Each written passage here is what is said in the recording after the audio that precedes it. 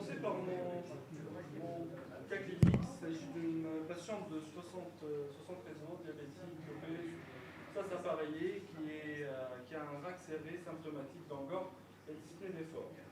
Elle est en rythme sinusal, n'a pas de troubles conductifs. Ça va? C'est bon. À l'ETT, elle a une FEVG à 65%, une surface aortique à 0,9, un gradient moyen à 43. Et donc, on a complété par une coronarographie qui nous montre des lésions distales, sans lésions proximales à dilater, avec un Neuroscore 2 à 5,12%, un STS score à 7,9%. On décide de faire un TAVI pour cette patiente. On a choisi la valve de Medtronic, parce que c'est elle qui avait l'appel d'offres. Mais donc on a un périmètre à 21,5 moyen, donc une dérivée de la diamètre, périmètre dérivé de diamètre à 22,2. L'implantation des coronaires était assez bonne. Et selon le screening, cette patiente, elle bénéficierait d'une valve 26, vu que c'est elle qui permet d'avoir un oversizing au-delà de 13%, mais qui ne dépasse pas les 30%.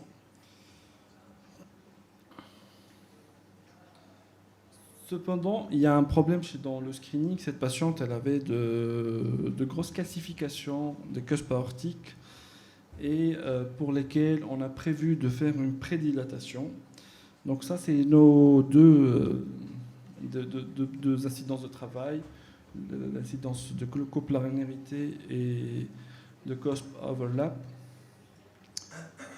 Et on a commencé à faire notre TAVI.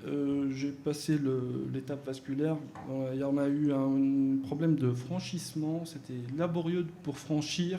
Ça, c'est juste la dernière frame de franchissement. Après tout ça, quand on a décidé de prédilater, le ballon de prédilatation ne passait pas.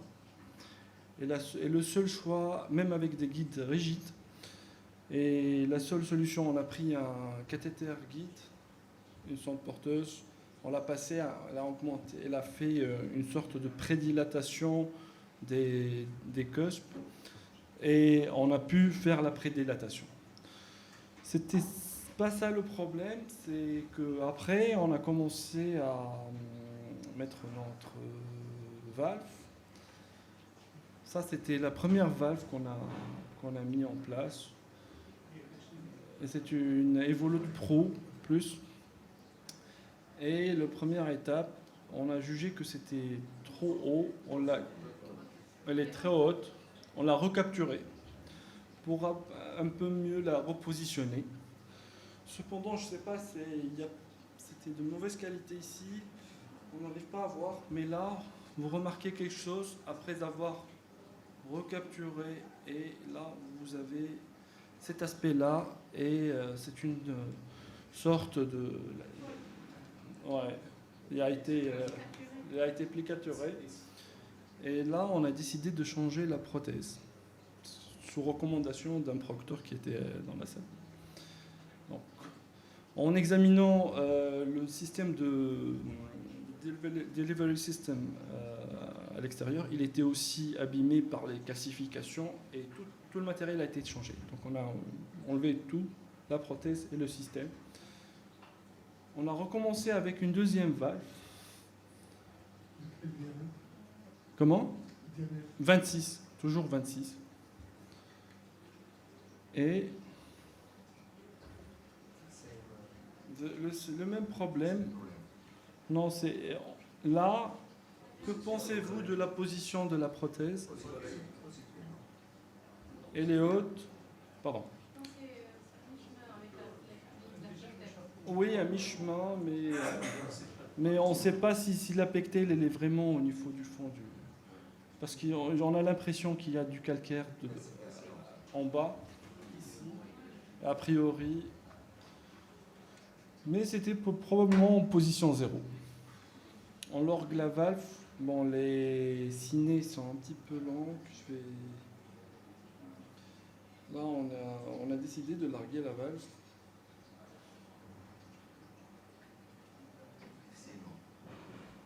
Progressivement. Que pensez-vous là de l'aspect inférieur d'ici?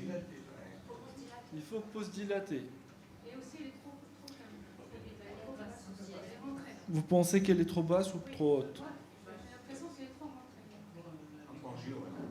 Elle a plongé un petit peu. Elle a plongé? D'accord. On ne voit pas très bien, mais on a l'impression. Et là, c'est. Donc on a enlevé la petite. Ouais, c'est un peu. C'est un peu haut, je pense.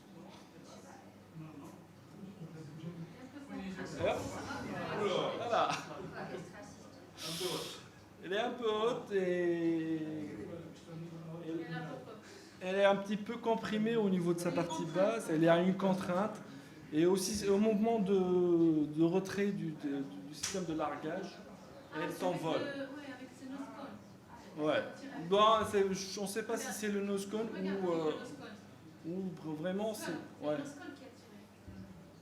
Ça a précipité les choses. Oui, je suis d'accord, je suis parfaitement d'accord avec vous, mais ça a précipité. Alors, dans cette situation, que faire, selon vous?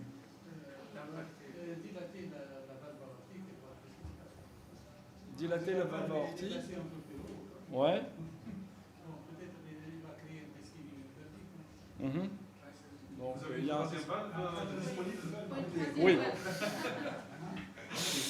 Donc il y a certains auteurs qui parlent de snare, utiliser des lassos, non pas pour le repositionnement, mais c'est juste pour la plaquer. Elle s'accroche aux parois, on avait un cas comme ça, Ouais. quand on voulait le retirer, Ouais. complètement contre la paroi. Non, c'est pas pour le retirer. Hein. Le snare, c'est pas pour le retirer, c'est pour le fixer pour qu'elle ne maigre pas encore plus. Et parce que la hantise, c'est les troncs supraortiques. Hein. Si elle migre au niveau de la crosse de l'aorte. Ouais. Donc là, je pense qu'elle a dépassé les coronaires. Hein. Ok. Donc mais malheureusement, on n'avait pas un snare disponible. Dans l'urgence, alors le procteur, il a proposé d'appeler les chirurgiens. Oh, ouais. Bon, ouais. Et là, on a pris le pictet, on a repoussé un petit peu la valve. Regardez, là, c'est comme ça. J'ai pas de frais de vidéo pour ça. On l'a plaqué, on a changé de voie d'abord et on a pris une troisième valve. Une troisième valve qui a été placée cette fois plus bas. Valve, une valve. Une valve, une valve. On a pris la première valve. Non, c'est la troisième. J'ai vérifié avec les Medtronic. On peut remarquer la partie écrasée. Et les folded, c'est la première valve qu'on a repris. Parce que j'ai vérifié Oui, je sais. avec Malim, mais elle m'a dit c'était 3. Ouais. L'application en islam. Bon, je sais pas les coulisses, mais ce que je sais qu'on a repris une valve et on l'a implantée, on a vérifié les coronaires. C'est à cause des calcifications, là, c'est technique. En fait, c'est plusieurs. On va voir déjà quelles sont cette complication. Sous-dimensionné. Ben, le problème, c'est que je vais revenir pour le sous-dimensionnement. La valve d'après, elle donnait un oversizing de 30%. En fait, de 32%. Le patient qui va bénéficier de prise en charge finale. Le problème des patients finaux aussi, que la valve est allouée par la CNAM. Les structures de santé. C'est une prothèse, une anatomie qui ne s'apprête pas. Voilà. Déjà. Vu la partie de l'artère, en partie proximale, on sent une restriction. Une restriction, oui. Même avec une dilatation, même déjà le crossing avec le guide initial au niveau de l'EG, ça prétend à une difficulté de largage malgré une dilatation agressive. Ici, on va dilater de façon agressive, on va exposer les patients à risque d'AVC, d'embolisation avec le calcaire. Donc, c'est pas la valve, c'est la valve pour la patient. De quel point de vue? Anatomiquement. La valve ne s'appelle pas Oui, c'est génial. Ce que je n'arrive pas à comprendre, c'est pourquoi est-ce que vous l'avez repoussé? Parce que j'estime qu'actuellement, il y a quand même une crise de risque très importante. En fait, on n'a pas repoussé la boue. Vis-à-vis de Coronel. C'est-à-dire qu'en mettant 2 couches de. Ouais. Non, on l'a plaqué, en fait, on l'a plaqué pour. Initialement, on a voulu snérer la vague. Mais On a récupéré la partie proximale pour pouvoir la récupérer la vague au niveau de la horte descendante. Et on a l'habitude de plaquer. Donc, dans cette situation, on a l'habitude de l'inflater au niveau de la horte descendante. Initialement, on a eu un succès partiel, puis la vague elle a glissé au niveau de la horte ascendante. Elle a repris. Il y a un collapsus immédiat de la patiente. Avec une tension presque à 3. Donc il était obligé de faire rapidement et de prendre la première vague. Il faut déjà prendre le patient déjà pour les codices de l'implantation. Le fournisseur n'offre pas plus que 2 vagues déjà pour une patiente planée. Donc on a passé avec la première vague, on a implanté. Et heureusement pour la patiente que finalement on n'a pas eu une occlusion coronaire. Mais c'était très aléatoire. Je vais te donner un truc. Pour recapturer ce type de vague, il ne faut pas utiliser de la soupe. Une coronaire gauche, une JL. C'est ce qu'on. Et tu montes la JL dans la et tu prends un guide et tu fais passer dans la JL et tu essaies de faire passer par une des mailles. Et ça va être facile. C'est ce qu'on a essayé, mais ça n'a pas marché. On a fait ça avec des guides superstitifs. Je fais ça avec des guides coronés. Coronaire. Coronés. Je prends une JL, je mets dedans. Ça, voilà. Que tu fais rentrer dans la maille. Et tu poses Quelle maille? La maille en entier. Proximal. N'importe quelle maille. Ensuite, Il y a des- tu récupères ton guide, d'accord? Et tu tires. Donc tu as en fait, le guide coronaire va faire ça. Il va tirer. C'est un l'assaut artisanal. Tu la plaques, c'est pas un lasso. Tu la plaques en bas et tu la laisses tranquille. Là, il y a un risque de. Occlusion. Ouais. Vous avez Donc la la chirurgie.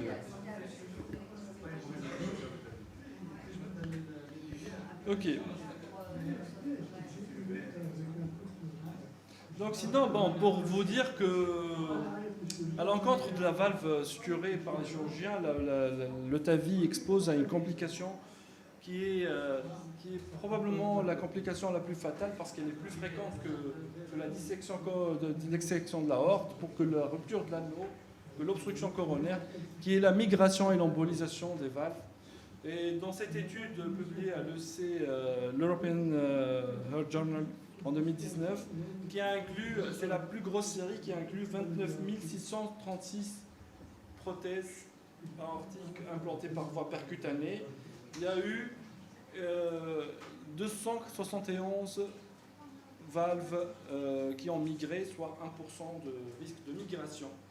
Et c'est un taux qui est important, qui est dans les autres études antérieures, notamment l'étude Partner, il était aussi à 1%. Certaines études ont décrit une incidence plus importante. C'est une complication qui a une forte morbimortalité et le risque de mortalité il est majoré selon cette étude au cas de recours à la chirurgie, en cas d'AVC dans les 30 jours qui suivent l'implantation de valve ou bien en cas d'installation d'une insuffisance rénale. Les 2 facteurs prédictifs de migration sont l'utilisation de dispositifs auto-expandables et la bicuspidie aortique. Cependant, 28% des causes de migration ou d'embolisation sont des causes liées à une faute humaine et qui sont évitables. Cette plaque résume que finalement, plus de 80% des migrations se passent au moment de la procédure. Dans la première heure, il y a un risque de 14% et il y a 14% de migration. Et après une heure, ce risque diminue à 3,2%. Il y a 2 formes de migration. Il y a la forme de migration aortique, ce qui est plus pour les valves auto-expandables. et les migrations ventriculaires, surtout pour les valves montées sur ballon. Les causes évitables sont le malpositionnement, la manipulation, la post-dilatation, l'échec de pacing pour les valves auto-expandables et l'erreur de sizing. Il y a 3 moyens pour traiter ce genre de complications, soit de repositionner, mais au détriment de risques d'obstruction coronaire, de dissection de l'aorte, ou bien de faire une valve-in-valve, comme c'est le cas de notre patient, et il y a plus de succès de faire une valve-in-valve en cas de migration aortique, ou bien de passer la main au chirurgien avec une surmortalité à 1 an. Par rapport à la position de migration, les migrations ventriculaires sont accompagnées d'une mortalité plus élevée par rapport aux complications aortiques. Donc, en conclusion, la migration, c'est une complication potentiellement mortelle plus fréquente, mais dont on ne parle pas assez, de vue la rareté des données dans la littérature, et une sensibilisation accrue aux facteurs prédisposants et aux mesures préventives et options de secours appropriées m'ont amené à présenter ce cas dans cette session. Merci pour votre attention. Merci.